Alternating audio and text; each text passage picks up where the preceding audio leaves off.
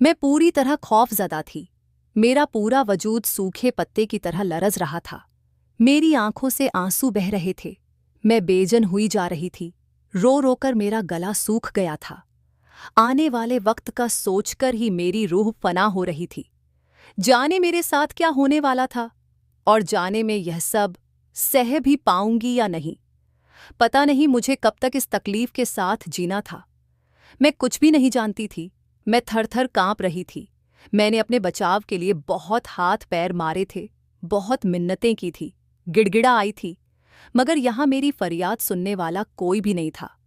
मैं जान गई थी, मैं जितना उन जालिम लोगों की मिन्नतें करूंगी, उन सबको मुझे तकलीफ देकर उतना ही मजा आएगा। मुझ पर तरस खाने वाला कोई भी नहीं था।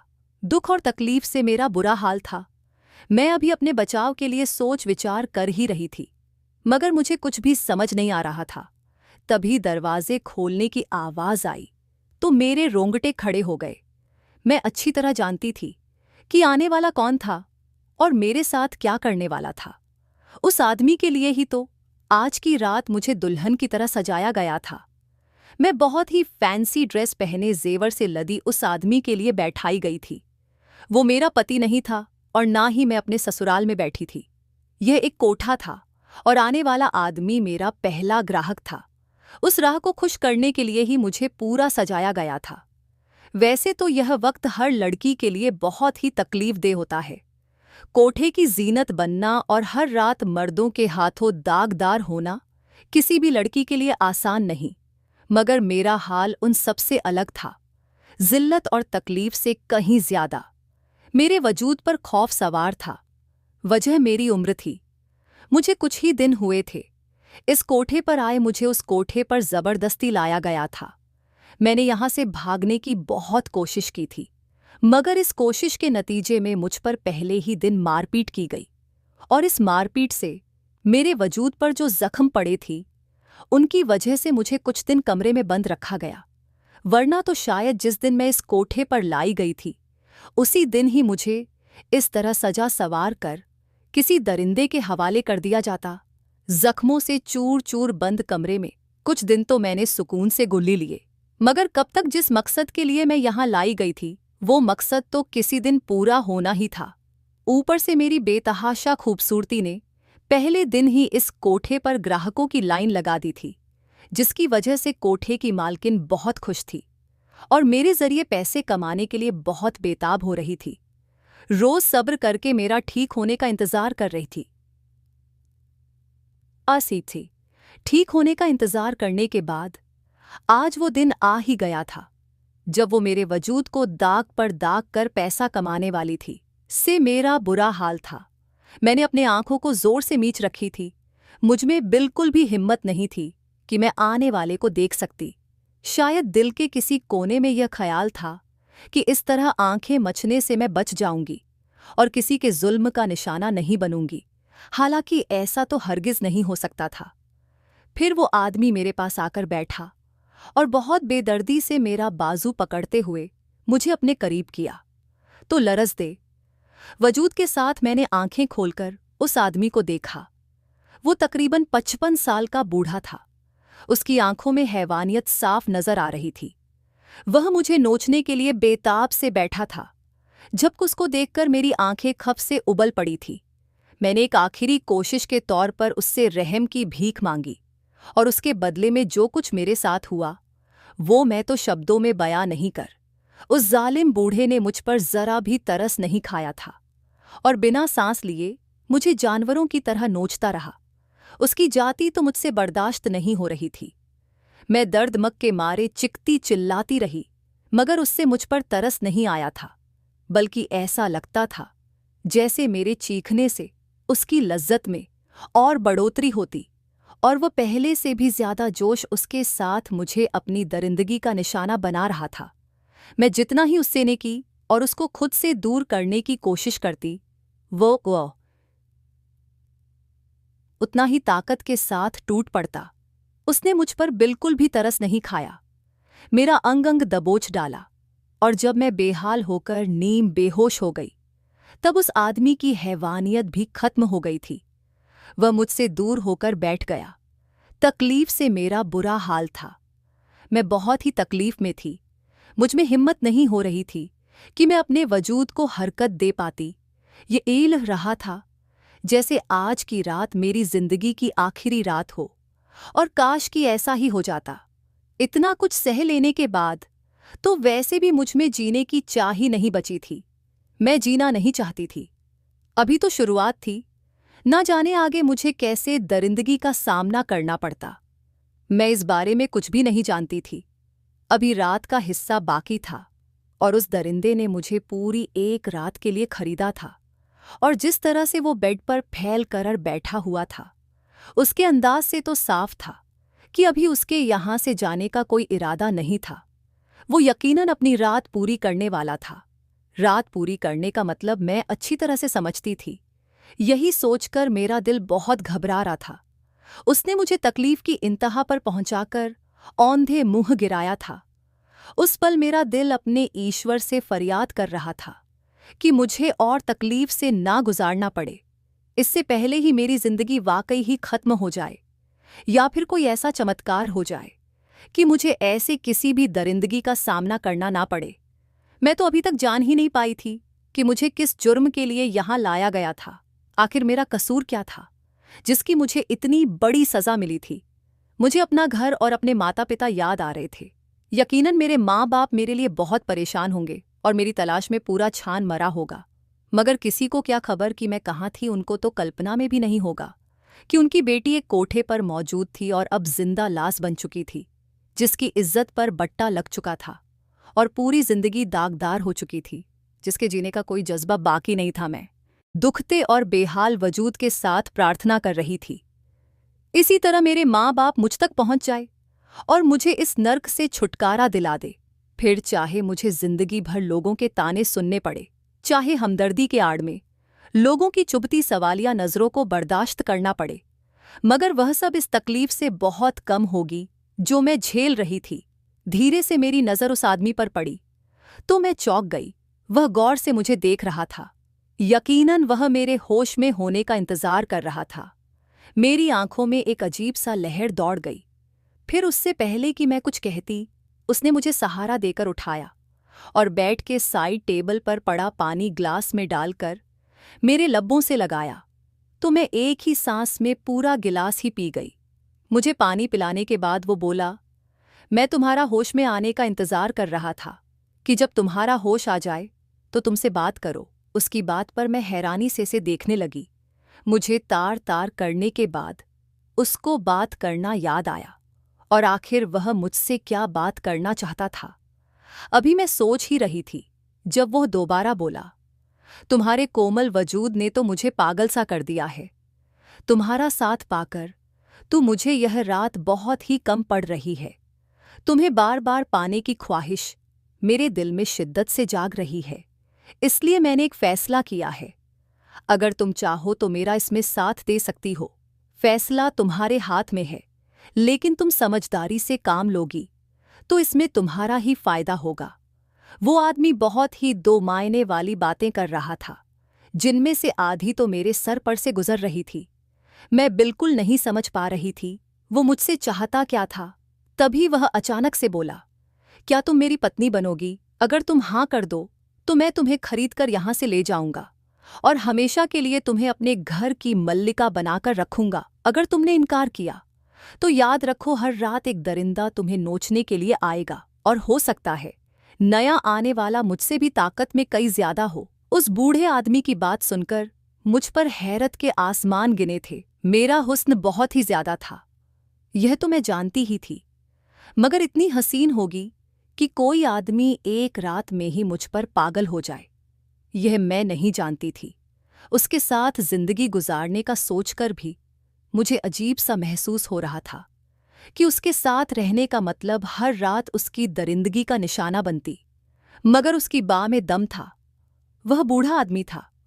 उस बूढ़े ने मुझे इतना बेहाल कर दिया था, तो जाने उसके बाद आने वाले कैसे हो, मेरे साथ कैसा खेल खेले, मैं नहीं जानती थी।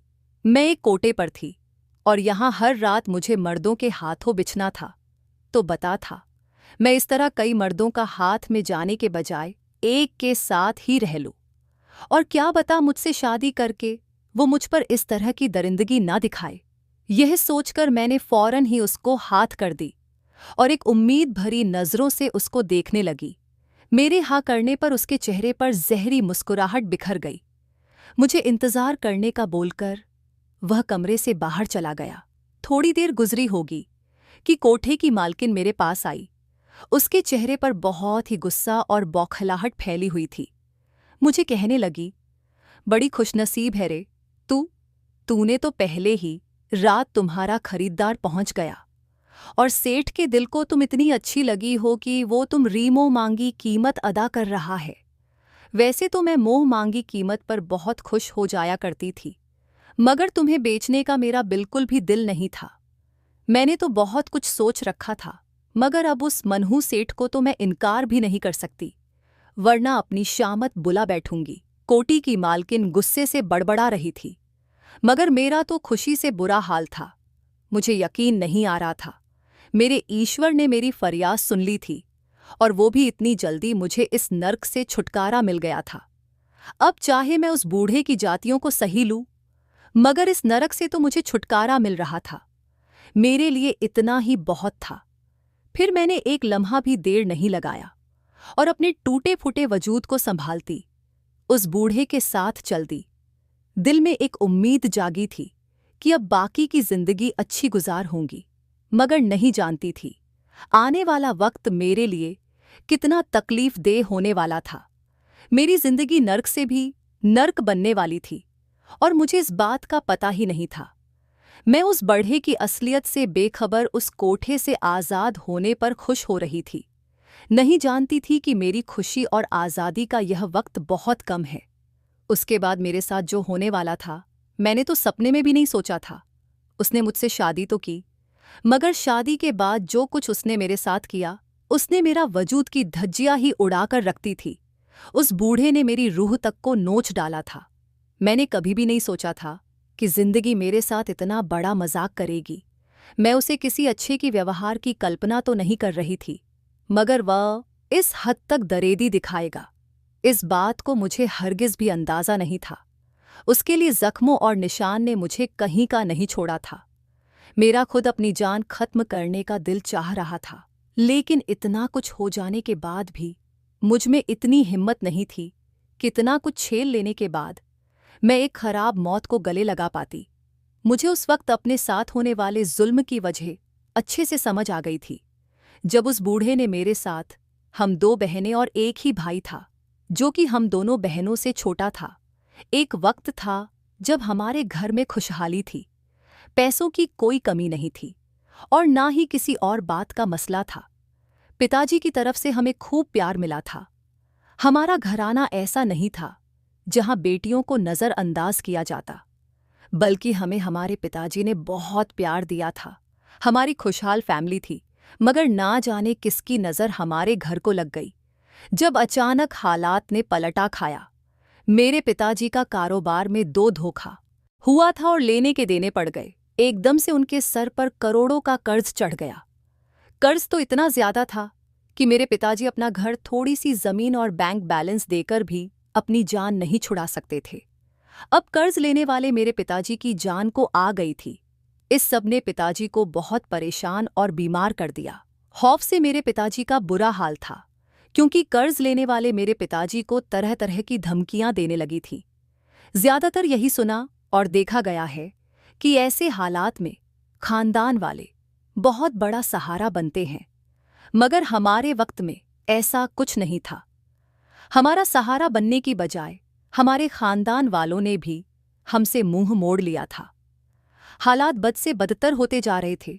परेशानियों ने तो जैसे हमारे घर में डेरे ही डाल लिए थे। हमें पिताजी की बहुत फिक्र थी, क्योंकि जो हालात हो रहे थे उसमें से हमें डर था कि कहीं पिताजी को कुछ हो ना जाए। कर्ज के पैसे बराबर करने के लिए पिताजी दिन रात कुछ बैंकों के धक्के खाते, मगर वहां से भी पिताजी को लोन नहीं मिल पा रहा था। तब हर तरफ से मायूस होकर एक दिन पिताजी माँ से कहने लगे, अब वही एक रास्ता बचा है, उसके सिवा और कोई चारा नहीं। पिताजी की बात पर माँ बहुत परेशान हुई थी। वो पिताजी को रोकने का चाहती थी, मगर पिताजी नहीं रुके थे। हमें पिताजी माँ की कोई बात समझ नहीं आई थी कि वह किस रास्ते की बात कर रहे थे। हाँ, इतना जरूर था कि शाम को पिताजी बहुत खुश लौटी थी। पिताजी का कहना था कि कर्ज वाला मसला तो हल हो गया है, और हकीकत से अनजान हम बहुत खुश हुए थे। उस समय मेरी बड़ी बहन शादी के लायक थी। हम दोनों बहनें कॉलेज जाती थी। होना तो यह चाहिए था कि इतनी बड़ी बला टल जाने के बाद मेरे माता पिता भी पहले की तरह खुश और इत्मीनान नजर आते, मगर उनके चेहरे पर फैली फिक्र और परेशानियों की लकीरें गहरी होती जा रही थी। ऐसा लगता जैसे अभी भी असल परेशानी बाकी है, जिसने मेरे पिताजी को वक्त से पहले बूढ़ा कर दिया था। पिताजी की आंखें हर वक्त भीगी रहती। पिताजी अभी भी परेशान से नजर आती थी। वक्त गुजरता गया, हालात फिर से नॉर्मल हो गए, तो खानदान वालों ने भी एक बार फिर से हमारे साथ ताल्लुक बनाने की कोशिश की। मुझे और दीदी को इस बात पर बहुत गुस्सा आया था, मगर माँ पिताजी ने यह कहकर हमें खामोश करवा दिया कि बहन भाइयों और अपने रिश्तेदारों के बगैर रहना इतना आसान नहीं है, और वह रकम इतनी भी छोटी नहीं थी कि खानदान वालों से मदद की उम्मीद लगाई जाती। ऐसे में उनके पीछे हट जाना ही बेहतर था। अगर उनकी जगह हम होते तो हम भी शायद यही करते। मेरी बहन तो खामोश हो गई थी, मगर मुझे अपने पिताजी की यह बात समझ नहीं आई थी। वक्त गुजरता गया, और फिर एक दिन अचानक पिताजी ने हमारे होश ही उड़ा दिए कि उन्होंने मेरी बड़ी बहन का रिश्ता कर दिया है, और वह जल्द ही उनकी शादी भी कर देंगे। मेरी बहन जवानी की दलीज पर थी, और अभी तक उसका एम.कॉम पूरा नहीं हुआ था। इस बात ने मेरी बहन रोमा को बहुत परेशान किया था। रोमा ने माँ से मदद लेनी चाहिए, तो मालूम हुआ कि माँ भी पिताजी के साथ है और चाहती थी कि जल्द से जल्द मेरी दीदी की शादी हो जाए। मैं हैरान थी कि आखिर इतनी जल्दी और अचानक शादी करने की क्या जरूरत थी, मगर साथ ही मुझे यह भी खुशी हो रही थी कि हमारे घर में शादी की शहनाई बजने वाली थी। मेरी बहन दुल्हन बनने वाली थी। हमारे घर में भी शादी के फंक्शन होंगे। मैंने दिल ही दिल में शादी को लेकर सपने बुनने शुरू कर दिए थे, मगर ऐसा कुछ नहीं हुआ जो मैंने सोचा था। कोई फंक्शन और शादी की तैयारी नहीं हुई, बल्कि एक दिन खामोशी से मेरी बहन की शादी एक खूबसूरत और जवान आदमी के साथ करती गई। मेरी बहन की विदाई के साथ ही जैसे मेरे पिताजी के सर पर से बोझ उतर गया हो, और उनके चेहरे पर वही बेफिक्री और सुकून नजर आने लगा जो बहुत पहले कभी हुआ करता था। ऐसा लग रहा था जैसे दीदी की वजह से ही दोनों परेशान थे, और अब वह परेशानी खत्म हो चुकी थी। रोमा की शादी के बाद पिताजी फिर से पहले की तरह हो गए। हमारे साथ खूब बातें करते। पिताजी ने मुझसे ढेरों उम्मीदें लगा रखी थी। वो मुझे डॉक्टर बनाना चाहते थे। मैंने भी पिताजी की उम्मीद पर पूरा उतरने का वादा कर लिया था, और सोच लिया था कि अपने पिताजी की खुशी दुगनी कर दूंगी। मगर नहीं जानती थी कि मेरी वजह से मेरे पिताजी किस तकलीफ से गुजरने वाले थे। एक दिन कॉलेज से वापस आ रही थी, जब अचानक की एक गाड़ी मेरे पास आकर रुक गई। उसमें से हट्ट-कट्टे मर्द बाहर आए। इससे पहले कि मैं कुछ समझती, उन्होंने मुझे दब्बू या और गाड़ी में डालकर चल पड़े। मैं बुरी तरह से घबरा गई। यह सब इतनी अचानक हुआ कि मैं चीख भी नहीं सकी थी। उसके बाद तो मुझमें चीखने की ताकत ही नहीं रही थी। मर्दाना हाथ मेरे मुंह पर इतनी मजबूती से जमा था कि मैं हल्की सी आवाज भी नहीं निकाल सकती थी। मैं अगवा कर ली गई थी। इस बात ने मेरा होश उड़ाकर रख दिए थे। मैं उन मर्दों के चुंगल से खुद को छुड़वाने की कोशिश करने लगी, मगर नाकाम रही। तकरीबन 1-2 घंटे के सफर के बाद गाड़ी अनजान जगह पर रुक। उन मर्दों ने मुझे गाड़ी से निकाला और एक बिल्डिंग में दाखिल हो गए। वो बहुत अजीब सी बिल्डिंग थी। वहां पर बहुत से जवान और हसीन लड़कियां तरह तरह के बेबाक लिबास पहने घूम रही थीं। मुझे उस जगह से कुछ बहुत ही अजीब सा महसूस हो रहा था। फिर मुझे तख्त पर बैठी हुई एक औरत नजर आई। उन मर्दों ने मुझे उस औरत के कदमों में जाकर फेंक दिया और बोले, यह अब तुम्हारे हवाले, जो मर्जी चाहे करो, कोई तुम्हें पूछने वाला नहीं होगा। मुझे फेंककर वह मर्द वहां से चले गए। मुझे देखते ही उस औरत की आंखों में चमक दौड़ गई थी और तब मेरे पर धमाका किया गया कि वह कोठा था और मैं कोठे पर बेच दी गई थी। डर से मेरा बुरा हाल हो गया। मैंने उस गड्ढे से भागने की कोशिश की, मगर पकड़ी गई। फिर उस औरत ने मुझे एक कमरे में बंद कर दिया। 4 दिन तक मुझे उस कमरे में बंद रखा जुल्म चने के बाद अब मैं खामोश हो गई थी। मुझ में और ज्यादा सहने की हिम्मत नहीं थी, इसीलिए मैंने दोबारा भागने की कोशिश ही नहीं की। फिर जब मेरे जख्म भर गए तो उसके बाद एक दिन मुझे दुल्हन की तरह सजाया गया और फिर एक कमरे में ले जाकर बैठा दिया गया। कोठे की मालकिन बोली, खबरदार, अब कोई फिजूल हरकत मत करना, वरना मुझसे बुरा कोई नहीं हो। अभी तुम मुझे सही से जानती नहीं हो। तुम्हारी भलाई इसी में है कि जो मैं चाहूं खामोश से वही सब करती जाऊं। वह औरत शक्ल से भी बहुत भयानक लग रही थी। उसकी धमकी से मैं डर गई। मुझे मालूम हो गया था कि आज की रात में एक मर्द के हाथों तार तार हो जाऊंगी। मैं ईश्वर से बहुत दुआएं की कि किसी तरह मैं बच जाऊं, मगर शायद मेरे ईश्वर को कुछ और ही मंजूर था। तब वो 55 साल का बूढ़ा कमरे में दाखिल हुआ। उसने मेरी इज्जत तार तार की। उसके बाद शादी की ऑनऑफर की मैं बहुत हैरान हुई थी, मगर उस बूढ़े की बातों ने मुझे सोचने पर मजबूर कर दिया था। वो ठीक कह रहा था। अगर मैं उसकी पत्नी बन जाती तो सिर्फ वो एक मर्द होता जो हर रात मुझ पर जुल्म करता। अगर मैं उसकी पत्नी बनने से इनकार करती तो कोटे पर हर रोज हर दिन नए मर्द आते। तब मैंने उस बूढ़े की पत्नी बनने का फैसला कर लिया। वह मुझे खरीद कर अपने घर ले गया। कोठे से निकलने के बाद तो मैंने बहुत बातें सोच रखी थी कि उस जगह से निकल आई हूं जहां हर रोज औरत की जात का तमाशा बनाया जाता है, मगर नहीं जानती थी कि आगे कैसी भयानक सच्चाई से पर्दा उठने वाला था। मुझसे शादी करने के बाद उस बूढ़े आदमी ने कई दिन मुझ पर अपनी जातियां करता रहा। उसके बाद बिना तलाक के मेरे माता पिता के घर भेज दिया। मेरे पिता से पापी के घर पर भेजते हुए उसने मुझे एक कड़वा सच भी बताया, जिसे जान घर में जीते जी मर गई। उसने मुझे बताया कि वह हमारे खानदान का दूर का रिश्तेदार था, शुरू से ही बहुत ही मालदार, मगर आवारा और हुस्न परस आदमी था, जिसके साथ कोई भी मेलजोल रखना पसंद नहीं करता था। जब मेरे पिताजी के सर पर कर्ज चढ़ा और कोई भी उनकी मदद करने को तैयार नहीं था, तब एक दिन मजबूर होकर मेरे पिताजी उसके पास कर्ज लेने आए थे। बदले में उसने मेरे पिताजी से मेरी बड़ी बहन का हाथ मांगा था। तब मेरे पिताजी ने कई दिन सोच विचार करने के बाद उसकी यह बात मान ली थी। मेरी बहन का रिश्ता देखकर उससे 1 साल का वक्त मांगा कि अभी उसकी बेटी को कुछ वक्त चाहिए, 1 साल बाद शादी कर दी जाएगी।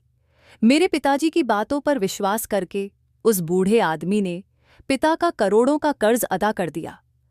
उसका सिला मेरे पिता ने यह दिया कि 1 साल के अंदर अंदर एक जवान आदमी के साथ मेरी बहन का चुपके से रिश्ता करके उसकी शादी करवा दी, और इस दौरान कर्ज की मदद में जितना पैसा लिया था वो सारा पैसा बराबर करके उस बूढ़े को लौटा दिया। उस आदमी को उसका पैसा तो मिल गया था, मगर धोखे के साथ वह शादी के चक्कर में था, और मेरे पिताजी ने एक तीर से 2 शिकार किए थे। अपना कर्ज भी अदा करवा लिया और बेटी की जान भी उससे छुड़वा ली थी, मगर ऐसा करते हुए वो भूल गए कि उनकी एक और भी बेटी मौजूद है। जब उस बूढ़े को इस बात का पता चला कि मेरे पिताजी ने उसके साथ धोखा किया है, तो उस धोखे की सज़ा उसने मुझसे ली। मुझे अगवा करवाकर मुझे कोठे पर पहुंचा दिया और फिर खुद ही मेरी इज्जत तार तार करके मुझे खरीदकर अपनी पत्नी बनाया और अब तलाक दिए बगैर पिताजी के पास भेज दिया। हर तरफ यह बात भी फैला दी कि मैं कोठे पर थी और वह मुझे खरीद कर लाया है। इस सच्चाई ने मुझे एकदम तोड़कर रख दिया था। मुझे अपने पिताजी से बहुत सी शिकायत थी। मेरे पिताजी के धोखे की सज़ा मुझे मिली थी। अब खानदान की नज़र में वह बूढ़ा इंसान अच्छा बन चुका था और मेरे पिताजी बदनाम, मगर मेरे पिताजी हकीकत जानते थे। इसीलिए रोज़ ही उस बूढ़े की मिन्नत करते कि मुझे अपना ले, ताकि और ज़्यादा बदनामी ना हो, और मुझे अपनाने से इनकार करता है। इस समय मेरी इज्जत कचरे का ढेर बन चुकी थी। मैं हर गुजरते दिन अपनी जिंदगी से दूर हो रही हूँ और ईश्वर से उस दुनिया से उठा लेने की दुआएं करती हूँ। पिताजी के कर्मों की सज़ा में भुगत रही हूँ। तो दोस्तों, आज की हमारी यह कहानी आपको कैसी लगी है? अपनी प्रतिक्रिया कमेंट बॉक्स में ज़रूर साझा करें। वीडियो को लाइक, शेयर और चैनल को सब्सक्राइब ज़रूर से करिएगा। फिर मिलेंगे एक नई दिलचस्प कहानी में ना।